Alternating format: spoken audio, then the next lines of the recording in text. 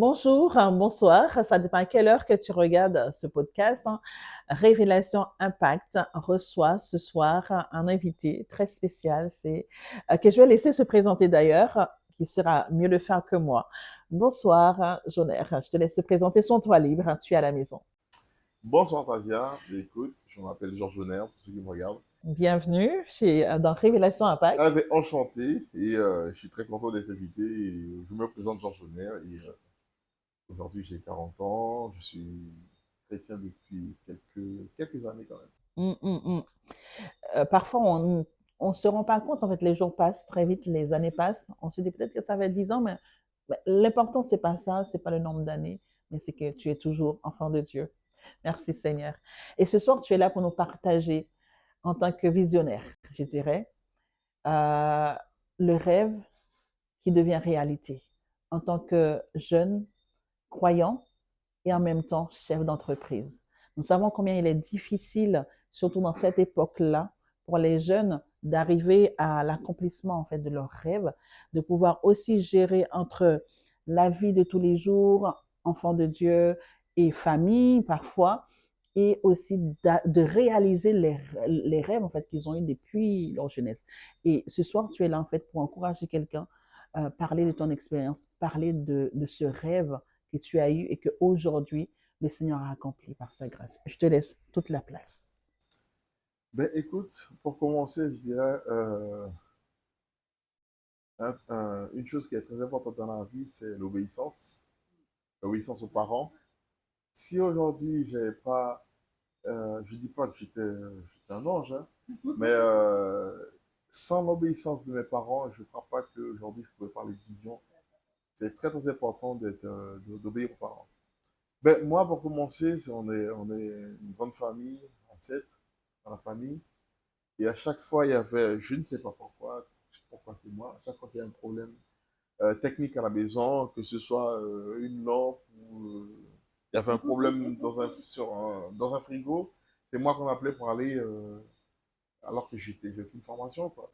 Il fallait visser un truc, c'était moi. Voilà, visser une prise, c'était moi.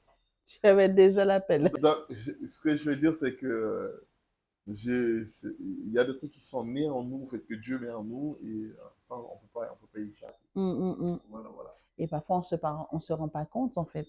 On fait la Exact. chose comme ça, c'est un beau jour, on va Voilà. découvrir que... Ouais. Exact.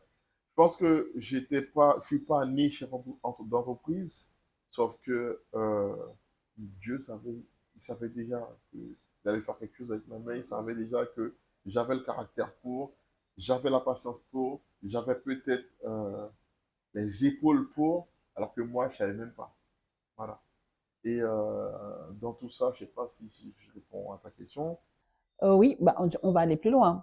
Mm. Alors, c'est ce que j'ai déjà entendu, en fait, un peu ton témoignage, et que depuis très, très jeune, tu rêvais de faire ce que tu fais en ce moment. Et tu visualisais. Est-ce que tu peux nous parler un petit peu plus en large? Comment ça s'est passé, le temps d'attendre, tout ça, de voir la réalisation, parce que c'est pas fait comme ça du jour au lendemain. Ton parcours, jeune à l'école, après famille, tout ça aussi, c'est un gros lot. Comment tu as vécu ça pour aujourd'hui que tu arrives à... Ben, je vais être concret. Je vais commencer par lire un petit verset, Mhm. si tu permets. Bien sûr. Donc, je vais lire 2 Corinthiens 12, verset 9, qui dit et il m'a dit, ma grâce te suffit car ma puissance s'accomplit dans la faiblesse. Je me glorifierai donc bien plus volontiers de mes faiblesses afin que la puissance de Christ repose sur moi. En fait, ce qui se passe, c'est que il n'y a rien de religieux d'être chrétien, en fait. Dieu, on est et Dieu permet qu'on grandisse au fur et à mesure. Et en restant dans l'obéissance, il fait ce qu'il veut de toi. Il fait ce qu'il veut de toi. Et à l'école, je n'étais pas le premier dans la classe. Je comprenais beaucoup de choses, mais je n'étais pas le premier. Et je me rappelle un professeur qui disait qu'il y avait, ça c'était au lycée, j'espère que vous verrez cette vidéo. Il avait, au lycée, il avait choisi parmi la vingtaine d'élèves, il disait, il y avait deux ou trois qui allaient réussir. Moi, je ne faisais pas partie des trois. Il nous voyait limite éboueur. Euh, Ouais, mais Dieu n'avait pas vu ça. Sauf que la vision de l'homme n'est pas la vision de celui qui est en haut. Et sauf qu'il faut refuser cette truc-là. Il faut refuser ce que les gens veulent voir sur vos enfants. Il faut refuser. Et bah, écoutez, moi j'ai commencé, j'ai fini mes études, j'ai eu mon bac, je voulais aller faire une licence, sauf que à 7, c'était compliqué financièrement. Du coup, je commençais à chercher du boulot. J'ai essayé d'abréger pour pas être trop long. Je commençais à chercher du boulot. Il y a une boîte qui devait me prendre, une boîte de sécurité. Je cherchais dans tout, hein. J'ai eu mon bac pro d'électrotechnique, mais je voulais juste travailler au fait. Il y a une boîte qui m'a finalement pas pris. J'ai une boîte finalement qui trouvé du boulot. Je suis tombé dans une société qui installe de sécurité, pour être clair, de sécurité, mais qui faisait un peu d'alarme, de surveillance. Et j'étais dedans. Et puis au fur et à mesure, j'ai continué, j'ai bossé, j'ai bossé, j'ai bossé. Et j'étais très, très, très concret. Je me suis donné à fond dans cette société. Et puis quelques années après, j'ai monté ma société. Est-ce que le rêve d'avoir en fait ce que tu fais en ce moment, je ne sais pas comment ça s'appelle exactement, mais est-ce que ce rêve a commencé à partir du moment que tu as commencé à travailler dans cette société-là ou avant ça, tu rêvais déjà d'avoir ton entreprise de En fait, sécurité? j'avais pas dire que j'avais un rêve, mais j'étais quelqu'un de concret, en fait. De concret. Sauf le seul truc que je peux dire, c'est que Dieu avait déjà mis ça en moi. Dieu avait déjà mis ça en moi. Parce que quand je travaillais, par exemple, je me rappelle quand je travaillais dans la boîte où on était, on faisait que de l'alarme. C'est les alarmes, je me rappelle, j'ai dit à mon directeur à l'époque, j'ai marre de faire la même chose. Donc, j'ai marre de faire la même chose, je voulais faire plus. Par exemple, je voulais faire de la vidéosurveillance, je voulais, je voyais par exemple un exemple très simple, quand j'étais petit, mon père m'avait offert à l'époque on appelle ça les Walkman. C'est les petits trucs là avec on met des cassettes dedans. Je voulais voir comment ça fonctionne. Le jour où il me l'a donné, le même jour, je l'ai cassé, je l'ai balancé sur le mur pour voir qu'est-ce qu'il y a à l'intérieur. Je suis très curieux. Carrément. J'ai cassé le Avec quel Walkman. âge? J'avais 7 ans, 8 ans environ. Tout neuf. Je l'ai balancé sur le mur. Mon père, après, il a vu ça, il a dit plus jamais, il m'a fait un truc. J'ai cassé. Mon grand frère avait reçu un et moi j'avais reçu un. Il était vert. Je me rappelle très bien. Je l'ai balancé sur le mur juste pour voir ce qu'il y avait à l'intérieur. C'est quand même fou. Exact. Pour revenir à ce que je disais, c'est qu'il y a quelque chose qui est en moi. Mais moi, je ne savais pas. Et j'étais très curieux de savoir, par exemple, je vois ce micro-là, je veux savoir comment ça fonctionne. C'était en moi, en fait. Et ça, c'est lui en haut qui a mis ça en moi. Et du coup, quand j'ai monté ma société, je voulais toujours plus. Je faisais de l'alarme, mais il n'y avait pas assez, je voulais faire plus. Et je me rappelle, tout en étant chrétien, j'avais toujours ma vie chrétienne en parallèle. Et comment dire ça encore?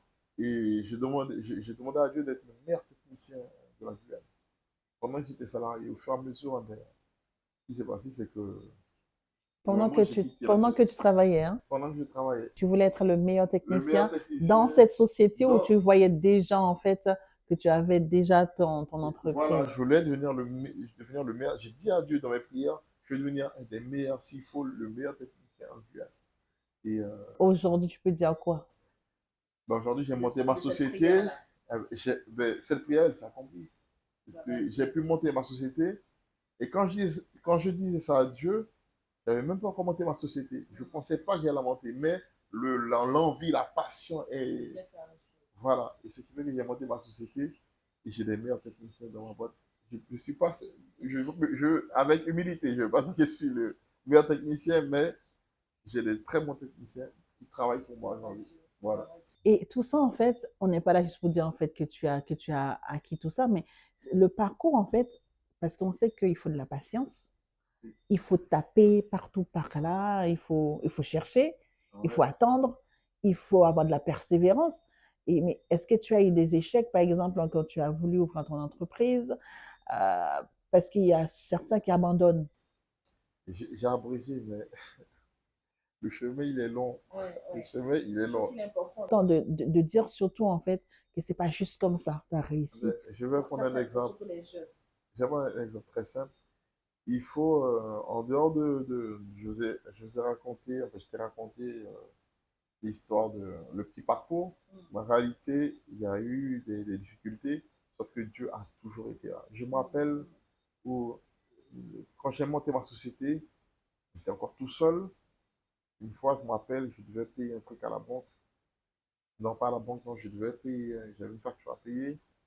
J'avais travaillé pour une dame, je ne sais pas si c'était son nom, mais jamais j'oublierai cette dame. Et il fallait absolument que je dépose un chèque. D'habitude, les clients me payaient voilà, en 3 fois, 4 fois. Les familles disaient, passez la semaine prochaine, je vous fais un virement. Et je me rappelle, il fallait absolument que je paye cette facture. Je dois payer la facture lundi. On était jeudi ou vendredi, je crois. Et je me rappelle, la dame, elle est partie, elle m'a laissé dans la maison.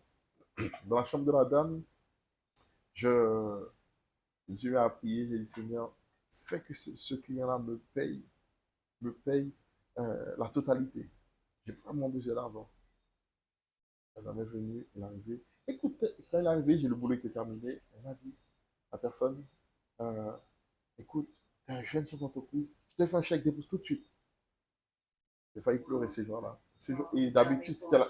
Ah oui, c'était la première fois. J'ai été déposer le chèque tout de suite, j'ai pu payer la facture qui arrivait par la suite. Et ça veut dire que dans Dieu, il y a eu des épreuves, mais Dieu a toujours permis que je paye mes factures. Et il y a eu des difficultés après.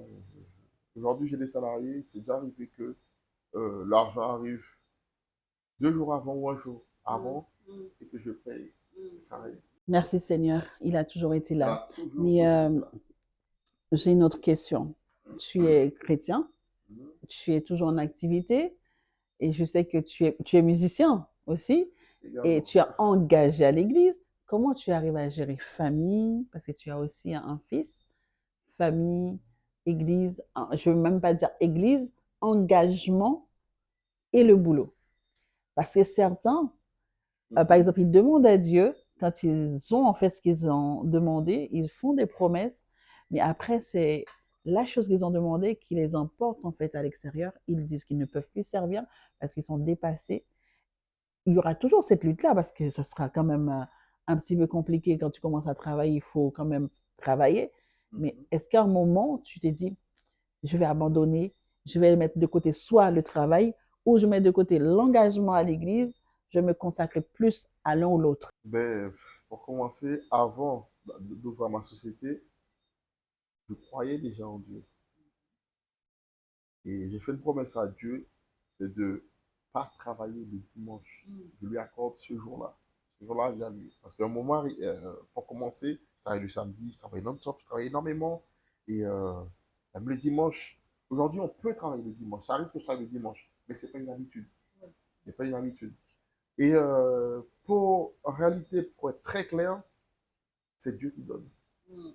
C'est Dieu qui donne. Si Dieu ne me donne pas la santé, je ne peux pas travailler. Je peux très bien travailler et l'argent ne rentre pas comme ça. C'est Dieu qui donne. Dieu peut permettre de passer par des épreuves, mais il ne faut jamais oublier, c'est Dieu qui donne. Tu peux travailler comme tu veux, et puis tu poses un chèque d'1 million sur ton compte, et puis le lendemain, non, tu peux perdre la vie. Ah oui, oui, Tu peux perdre la vie. Sinon, tu peux avoir des problèmes qui arrivent, tu peux être malade. C'est Dieu qui donne. J'ai jamais oublié ça. J'ai toujours dit, c'est Dieu qui donne. C'est surtout ça mon fil conducteur, c'est Dieu qui donne. Alors si aujourd'hui je dis j'ai pas le temps, eh bien, Dieu peut enlever. Il peut enlever. Ça me fait penser à ce verset qui dit c'est la bénédiction de Dieu qui enrichit, mais qui suit. Et Exact. parfois, cette bénédiction peut devenir un chagrin parce Exact. qu'on l'utilise mal. Exact. On peut se dire, ah ben, aujourd'hui je travaille trop, j'ai pas le temps d'avoir un temps avec Dieu, ni d'aller à l'église.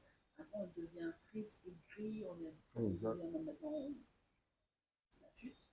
Même, Pourtant, c'est Dieu qui nous a bénis. ouais, Pourtant, c'est Dieu qui a donné. Parfois, on peut dire c'est Satan, c'est ceci, c'est cela. Non, c'est pas Satan. exact. On utilise mal la bénédiction, mais enlever, Il peut exactement. enlever. Ça me fait penser à ce verset qui dit c'est la bénédiction de Dieu qui enrichit et ne fait suivre d'aucun chagrin. Et Exact. parfois, cette bénédiction peut devenir un chagrin parce Exact. qu'on l'utilise mal. On Exact. peut se dire, ah ben, maintenant aujourd'hui je travaille trop, j'ai pas le temps d'avoir un temps avec Dieu, ni d'aller à l'église. Après, on devient triste, aigri, on Exact. devient même maintenant, c'est la chute. Mais, Pourtant, c'est Dieu qui nous a bénis. ouais, Pourtant, c'est Dieu qui a donné. Parfois, on peut dire c'est Satan, c'est ceci, c'est cela. Non, c'est pas Satan. exact. On utilise mal la bénédiction, mais Dieu Je fait dirais même grâce. qu'il y a certains trucs que je n'ai peut-être pas pu avoir. Peut-être c'est pour me protéger que Dieu n'a pas permis que je puisse avoir certains chantiers.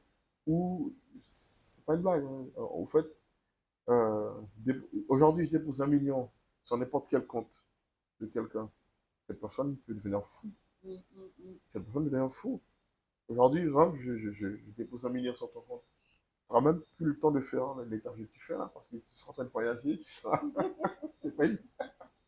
Tu vois.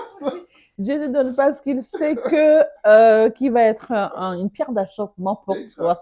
C'est pour ça que je me contente, je dis merci Seigneur, même quand avant, quand je loupe un chantier, quand je fais un devis, je ne l'ai pas, oh, je n'ai pas pu l'avoir.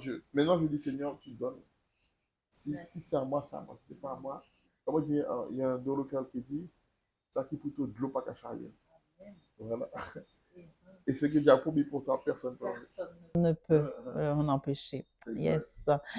Et on va pas tarder à terminer. Mhm. Et ce que j'aimerais en fait que tu nous, peut-être les auditeurs, les téléspectateurs, celui qui regarde cette vidéo, un jeune ou qu'importe, la personne même adulte, hein, parce qu'on a tous besoin d'être encouragés, de voir quelqu'un qui est passé par là, de dire que ben, moi aussi je peux y arriver. On a tous des rêves, on visionne des choses, mais parfois on arrive en route, on s'arrête ou on stagne, on tourne en rond, on n'arrive pas à avancer. Et quel conseil que tu pourras donner à quelqu'un qui a en ce moment, qui regarde cette vidéo, qui se dit, là, il faut que je trouve, parce que le thème, en fait, le podcast, ça s'appelle Mhm. Révélation Impact. Que Dieu révèle à cette personne au travers de ce que tu vas lui dire, puisse impacter sa vie, puisse booster cette personne à aller de l'avant. De visualiser, comme tu as parlé au début, l'obéissance. L'obéissance, si la personne a des parents, l'obéissance à Dieu, parce qu'il faut entendre en tant que chrétien la voix de Dieu, pouvoir suivre en fait le Exact. fil conducteur, d'avoir cette direction qui vient de lui pour réussir. Aujourd'hui, si tu décides maintenant de lâcher, ah bah, tu vas perdre tout ce que tu as parce que c'est lui qui t'a donné comme tu as dit. Exact. Et il est Dieu, il est souverain. Il fait ce qu'il veut. Quel conseil que tu pourras Mais donner? ce que je veux dire premièrement, c'est que on n'est pas parfait. Sur le chemin, on peut faire des bêtises, on peut faire des conneries, prendre des mauvaises décisions. Le seul truc, il faut, euh, moi je vais dire mon exemple, toujours l'humilité. Peu importe, tu gagnes 1 000 euros, 10 000 euros, l'humilité. Ne va pas marcher sur les gens comme si tu as. Non, pas du tout. L'humilité. Ensuite, il faut apprendre toujours à respecter Dieu. À respecter Dieu. Et de là, tout n'importe tout ira. Il y aura des difficultés, ça fait partie de la vie. Il y aura des difficultés, mais respecter Dieu. Et peu importe ce que les gens disent, c'est avancer, humilité et respecter Dieu. Les difficultés viendront, mais il faut rester, il faut toujours avoir confiance en lui. Un dernier mot, si tu peux regarder ta caméra, de ce côté, je crois. Vous Ok. parlez à quelqu'un, si tu as un dernier mot. Mais, qu'est-ce que je peux dire? Mon dernier mot, il faut mettre sa confiance en Dieu, tout simplement. On vit sur des moments, on vit sur Terre, on a tous nos difficultés. Et peu importe où tu es, mets ta confiance en Dieu. Voilà. Amen. Voilà. Ben, merci, Joner. Et nous allons nous quitter. Merci d'avoir suivi cet encouragement et ce témoignage que j'espère que Dieu va se révéler au travers de ce témoignage et qui va impacter ta vie. Et si le Seigneur te bénit au travers de cette vidéo, n'hésite pas à partager, à liker, à t'abonner pour d'autres bénédictions. Que le Seigneur te bénisse. À très bientôt.